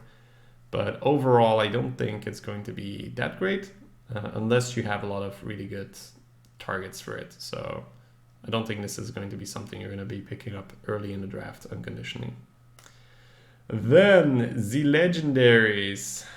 Lady in White. Yeah, enough has been said about this card. There are a lot of low damage, high health things in the set. Casting Inner Fire on every card in your deck looks really, really good. Especially if the games are going to go on for a while. So yeah, Lady in White looks to be very, very strong. Then the other card is Chameleos. It's a 1 mana 1/1. Each turn this is in your hand, transform it into a card your opponent is holding. So especially if the meta, once again, is going to be slowed down, this does look like a nifty card to just have in your hand to get information. It is still a legendary, so it really depends on what you're going to have to let go, whether you're going to want to pick this up or not, because information is cool and all, but it's not as cool as getting a very powerful effect, such as the Lady in White. Alrighty guys, let's have a look at the rogue cards, shall we? First up we have Cheap Shot, 2 mana to deal 2 damage to a minion, so not too crazy, more like a bad Jade Shuriken, but Echo, wow, suddenly becomes very, very nice.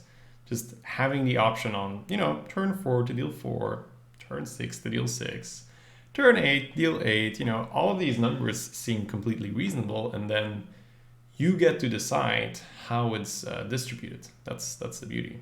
2 there, 2 there, 2 here, 6 there, stuff like that. So yeah, Cheap Shot looks very flexible, very nice. Then we have Blink Fox, which also just, Swashbuckler, but on a 3/3, Yeah, I'll take it. I'll definitely take it. So this looks to be pretty fun. So I think just a lot of the rogue cards are just fun. They look fun. Then we have the Cutthroat Buccaneer combo, give your weapon +1 attack. So it does look like they learned from their Auto Barber mistake, where you can't just slap that on a minion and not understat it, and not make it comboable, right? So at least here you have a 3 mana 2/4, which is not really understated, but not a premium stat line. But then it does work only if you combo it. So yeah, still looking forward to playing with this minion. Still going to be fun buffing up the weapon. Not overpowered, but definitely not a terrible minion, not at all. Then the Cursed Castaway, a 6 mana 5/3 rush minion. So a little like, do I really want to pay 6 mana for a 5 damage thing? But then Death Rattle, draw a combo card from your deck. So we see that Cutthroat Buccaneer is a combo card, and obviously we have all these other combo cards we already know of, such as the Elven Minstrel. That could be a really good value combo.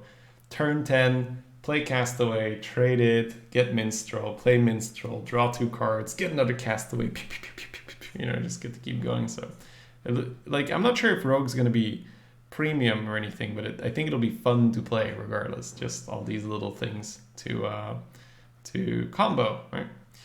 Then we have the Mist Wraith. So it's a 4-mana 3/5. That's good baseline.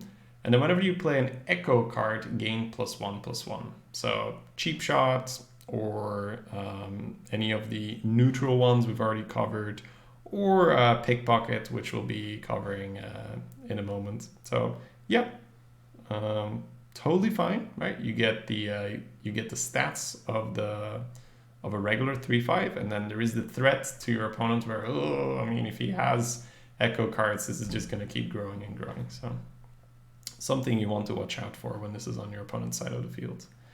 Then Pickpocket, the card we already talked about, just also it's fun, just the rogue cards look fun. 2 mana, add a random card from your opponent's class to your hand, and then Echo. So, turn 6, draw 3 cards. You don't want to do it on turn 6, but for 6 mana, draw 3 cards. For 8 mana, draw 4 cards. For 10 mana, draw 5 cards. So I don't think you'll ever cast it for 10 unless it's a very, very, very slow game. But still, just flexible, right? Sometimes all you need to do is get 1 extra card out of it and pay 4 mana. Sometimes you'll be able to pay more mana and you get all the benefits. Sometimes it'll buff up the Mist Wraith, and there's a lot of really cool things the Rogue seems to be able to do. So looking forward to playing it, and yeah, Pickpocket's looking very nice. Then we have Wanted.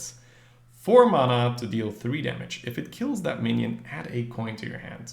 So I think this is the first card that looks like, probably more targeted at Constructed, where you can do this more in a Miracle type Rogue. In Arena, it's like, okay, so I'm paying 4 mana to deal 3. Firebloom Phoenix is deal 2 and gets a 3/3 body. And otherwise, I'm really getting ripped off, as I'm supposed to get, 4 damage for 4. And then getting the coin to your hand doesn't seem like a crazy thing. So I think Wanton is the first row card where we're kind of like, kind of meh. Can be wrong about it, but feels kind of meh. Then we have Spectral Cutlass, a 4 mana 2/2 weapon, lifesteal. Useful, right? Whenever you play a card, from another class, very important, add 1 durability. So this could combo with Pickpocket, it could combo with Blink Fox, or any other way you can obtain other cards. I think it's still a little bit too out there for Arena. I don't think, sometimes you'll have a deck where I have Cutthroat Buccaneers, I can buff up the damage, and then I can keep just giving it durability, and then you get oozed and you cry, and it's just feels a little bit too much work, too much hassle. So I think Wanted and Spectral Cutlass are the first 2 row cards where we're kind of probably a little bit too combo-y, but all the Druid cards felt that way. So I think Rogue definitely got a good deal here. And then it's time for the legendaries. The first one is the Face Collector, a 3 mana 2/2. A Battlecry, add a random legendary minion to your hand. So that is already fine, right? You look at that and you're like, yeah, sure. It's it's not as good as Cabal Courier because you don't need to choose, or you don't have the option to choose, but you're still getting something, and its value. But then it has Echo, and you're like, oh, so I get to play this 3 times on turn 9 and fill my hand with legendaries. So it really looks like they're giving Rogue the means to compete with these control classes when it comes to not running out of steam. Because between Pickpocket and Face Collector and the Fox and all these cards that put more stuff in your hand, it does look like it'll take a while until you run out of cards. Not to mention the Elven Minstrel being something you'll still probably pick up in Rogue. So looks like it's going to be fun. And then we have Tess Greymane at 8 mana. She's a 6/6. Replay every card from another class you've played this game. So that means if you have burgled a regular minion from your opponent, a minion that didn't do anything, just stats, you just get those stats. So it depends on how many cards you have that you can steal from the opponent, and how many of those are just unconditionally decent, because obviously stealing a polymorph and polymorphing Tess Greymane doesn't feel like something you want to do. So it's very like if and maybe. I don't think it's going to be super premium, right? So once again, depends on which bucket they'll put it in, but we'll definitely give it a try once she pops up in the draft. So looks to be fun. Just one word for the rogue set, just fun. Then Shaman cards, right? So a lot of buzz about Shaman with the Death Knight. Not relevant for Arena. Hopefully I haven't had any confirmation, but you know, I would assume that this Death Knight will not be in Arena, seeing as they removed the other Death Knights. It would be a little inconsistent. First card will be the Witch's Apprentice. It's a 1-mana 0/1 taunt, Battlecry, add a random Shaman spell to your hand. So seems like Babbling Book, and we like Babbling Book, but this is a 0/1. Also, I think on average, you might have more, you know, like questionable Shaman spells than like amazing mage spells. So we'll still try it out just to see how good it is, but doesn't really feel like something we're going to want to pick up very highly. Then we have the Ghost Light Angler, a 2-mana 2/2, so meh, it's a Murloc, but it has Echo. So once again, I think this one I'm not like too happy about because almost all the other Echo cards you didn't really mind playing on curve either. This one you kind of mind playing on curve, and sure, it's more flexible, right? You get to play it 3 times on turn 6 or 4 times on turn 8 rather than having to wait until you get increments of 3. But it just doesn't feel like there's going to be a need for that, right? So don't really like it, but we'll have to see what happens once the set hits, of course. Then Zap, Backstab for Shaman, but with an overload. So as usual, Shaman pays a little bit more in total, but gets the premium effect without paying the price. So not quite as good as Backstab, and it's not in a class that requires the combos. So I don't think it's going to be anywhere near as good as Backstab, but still Backstab is a very good card. So overall, I feel like Backstab would probably be a little worse in this high health, slow meta where there's going to be a lot of taunts.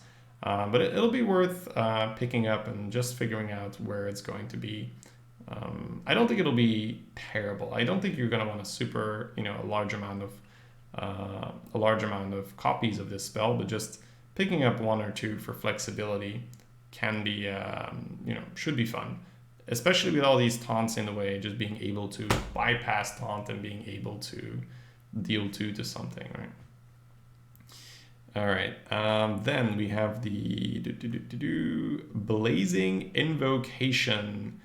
1 mana to discover a Battlecry minion.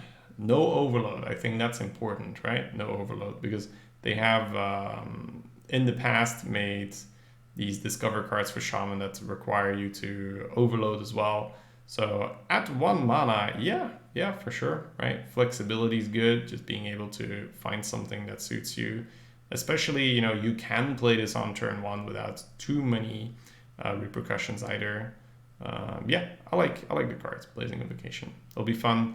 Lots of cheap Shaman spells to combo with Bogshaper later, which we will be talking about. The next one is Earthen Might. Give a minion +2/+2.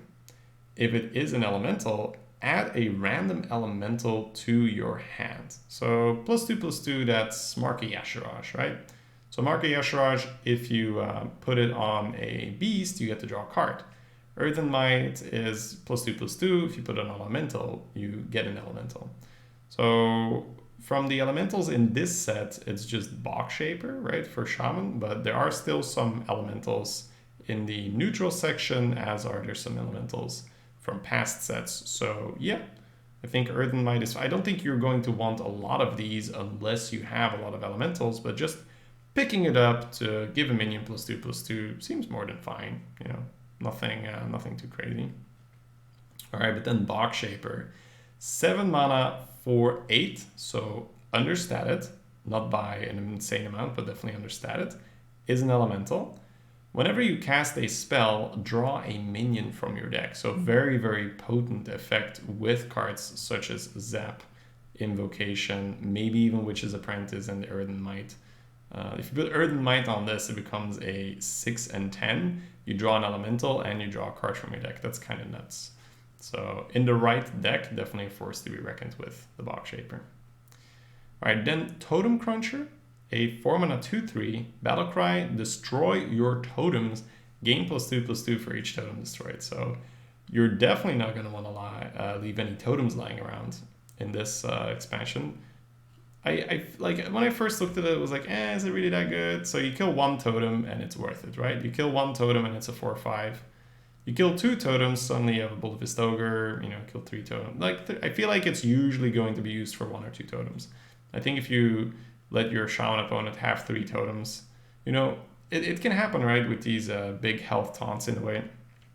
So Totem Cruncher, I think, is a more difficult minion to get, because I think this is either going to be really underwhelming or surprisingly good. So I'm currently going to go with probably decent to surprisingly good on Totem Cruncher, but we'll see. That's something where I can definitely be wrong, just based off the pace of the game, right? Then we'll not be talking about Hagtha because she will not be in Arena hopefully. Then we have Shudderwalk for the legendary. Battlecry. Repeat all other battle cries from cards you played this game. Targets chosen randomly. So does feel a bit like a Yogg, but if we add cards such as Witch's Apprentice, if we add cards that are always good, such as, like what's like a Gnomish Inventor or anything, then obviously it can work. It's still a 9-mana 6/6, so I don't think you're going to want to pick it up unless it's in a really bad bracket in terms of well, I guess it depends both on just how your deck is shaped up and on the quality of cards it's offered up against. But without any other information, I don't think Shudderwalk looks that crazy. Then moving on to the Warlock cards. First we have the Witchwood Imp, a 1-mana 1/1 Death Rattle, give a random friendly minion +2 health. So doesn't look bad, right? But at the same time, it's maybe a bit too fast for what you want to be doing in this particular meta. So I'm not sure if we're going to want a whole lot of 1s and 2s. Now Warlock's always a bit different because you can life tap and there are sacrifice effects. So yeah, we'll definitely be giving the Witchwood Imp a shot. You can draft probably a couple of these without it being too much of a strain on your curve because you're a Warlock and you can tap later. And it does mean that if you play this on turn 1 and then you coin out a Spider Tank and then sacrifice the Imp, you have dealt 1 damage and your Spider Tank is suddenly a 3/6. So it's it definitely suits that. Like I think if you put this in a different class, you're not like ecstatic for how your curve usually should look. I think as a Warlock, you can get away with drafting a couple of these and using them to suddenly snowball the board. So that looks like a lot of fun. Then the next one is Fiendish Circle, 4 mana to summon 4 1/1 imps. Call in the finishers. They're demons, I assume, but it's call in the finishers most of the time, so meh. Next we have Duskbat, 3 mana 2/4. If your hero took damage this turn, summon 2 1/1 bats. So once again, at a 3 mana 2/4, it is not really understated. And if you can combo it with a life tap or any other effect that damages your hero, suddenly you get 2 1/1 bats. So it looks like a fun card to play with. Definitely going to be looking to drafting a couple of those. Then we have Blood Witch. At the start of your turn, deal 1 damage to your hero, 4 mana 3/6. This looks like a card which was designed to proc a couple of these effects, such as the Duskbat. So this will be one where I'll be looking forward to picking it up and drafting this whole like damage yourself Warlock. There's a lot of healing in the set as well, so Rogue seems to be really fun, but Warlocks also seems like it could be a lot of fun with all these new little gimmicky things.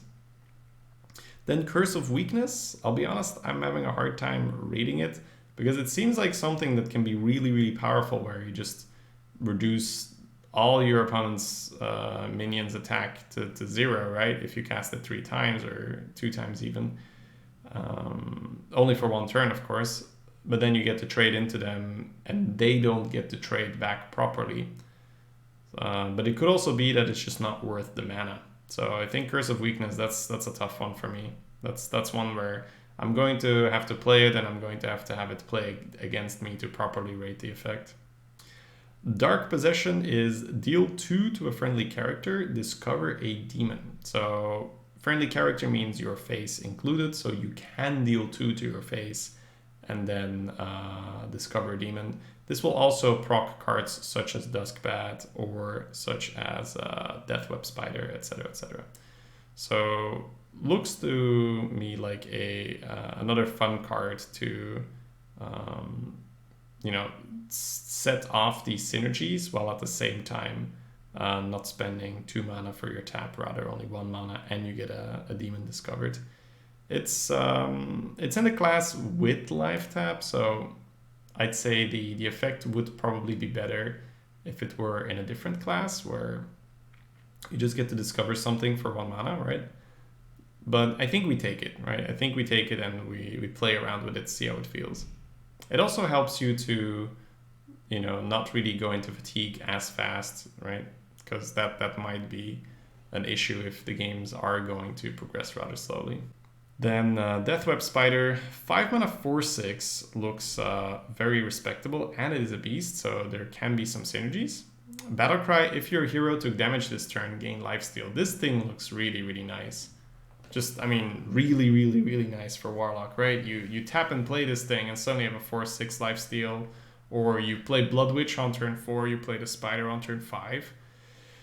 There's just a lot of potential to do some nasty things then. Because we all know if Warlocks can heal a bunch, yeah, you're in trouble. Then we have the Rat Catcher, a 3 mana 2/2 with Rush, so charge, but only for minions, only for attacking minions. Battlecry, destroy a friendly minion and gain its attack and health. So it's a Void Terror, but it's a 2/2 instead of a 3/3, but it gets charged. So I think especially considering some stat lines, like let's say you have a Duskbat on the board, you eat the Duskbat, you get a 4/6 charge to attack something. So I feel like it is going to be playable. I'll need to see just how much the stat penalty weighs off versus, being able to rush it out. It'll be good to test. But you can always eat up like a leftover minion, which would have gotten pinged anyway. And then you suddenly have a high damage minion, which you can rush with and kill off a taunt. Alright, then we have Glinda Crowskin. Minions in your hand of Echo. Yeah. Give me some of that, right? Let me just play 3 or 4 Witchwood Imps, or let me play some silly stuff you can do with this thing, right? Like I was gonna say Cabal Courier, but that's no longer in the game. But anything like that, right? Anything like that can be quite powerful. And then Lord Godfrey, Spell Power Defile on a Stick. I think this is gonna be a good card for cutting through all these, weird board states with a lot of damaged taunts in the way. You can just play this thing and everything dies. The fact that it doesn't kill itself is crazy. So you get for 7 mana, you get a 4/4, which pretty much is destroy the board. Yeah, we like that. We like that a lot. So it seems to be very, very powerful. All right, guys. And then the last one coming up will be the Warrior. So also a lot of fun cards coming up for Warrior. First will be Warpath. 2 mana for a Whirlwind effect, but it has Echo. So when this first came out, people were like, it's so overpriced. You pay like 4 mana for Consecration, but it doesn't hit his face, and then like blah, blah, blah, blah, blah. So there's just flexibility, right? Being able to deal 1, being able to deal 2, being able to deal 3, like the fact that it hits your own board like we know this from experience as we've seen all these enrage effects can be useful, right? And usually the downside can be mitigated by trading first or, you know, not playing your minions. So yeah, Warpath looks to be really decent. Then we have Woodcutter's Axe, a 2-mana 2/2 weapon. So I think this can really help with giving you something to play on turn 2 without lowering the overall quality of your deck too much. It gives +2/+1 to a friendly minion with Rush, so random friendly minion. There are definitely some Rush cards in the Warrior set for this expansion, and there are a decent amount of Rush minions in the neutrals. So yeah, based on your deck, you can definitely include the Woodcutter's Axe and not feel bad about it. Then we have the Rabid Worgen, which is a 3-mana 3/3 Rush. Not much to say about this card, it's just solid, right? 3-mana 3/3 is fine, and then it has Rush, so you can use it as a Frostbolt if you want, or you can just play it as a minion. The only downside is that there's a lot of 3/4s, as we discussed, so the stat line of a 3/3 is a little worse than it was before those 3/4s got announced. But then we have the Militia Commander, which looks very, very solid. It's a 4-mana card with Rush, right? Normally it's a 2/5, and you might say, you know, it's a 2/5. It's like Stormwind Knight, can't go face, not that great. And then like Battlecry gains 3 attack this turn, and you go, whoa! So I get to just kill my opponent's Yeti and keep a 2-1. Wow, I'll take that. You know, like, yeah, so anything that can kill a Yeti to turn it's played and survive is good. No matter how much damage it is, because you might look at this card and you say, well, it only has 2 damage after it kills it, so it's not that good. But it's like, it's on the board, it survived, that's good, right? So Militia Commander looks to be very promising, especially with something like a Woodcutter's Axe buff on top. That looks just really, really nice. All right, then Red Band Wasp is a 2-mana 1/3 with Rush, has 3 attack while damaged. So this is one of those things where you get to combo that with Warpath, right? You get to play your Wasp, then Warpath, then bop something for 4. So it looks to be more like a combo-y thing. Also something you can use to ping off a token and be a lot of trouble for your opponent. So this is a bit more meta dependent, how good this will be. We'll have to see whether you can afford to pick multiple copies of these, or whether it's just, you know, something you pick more for a techie thing. Then Fester Root Hulk, a 5-mana 2/7.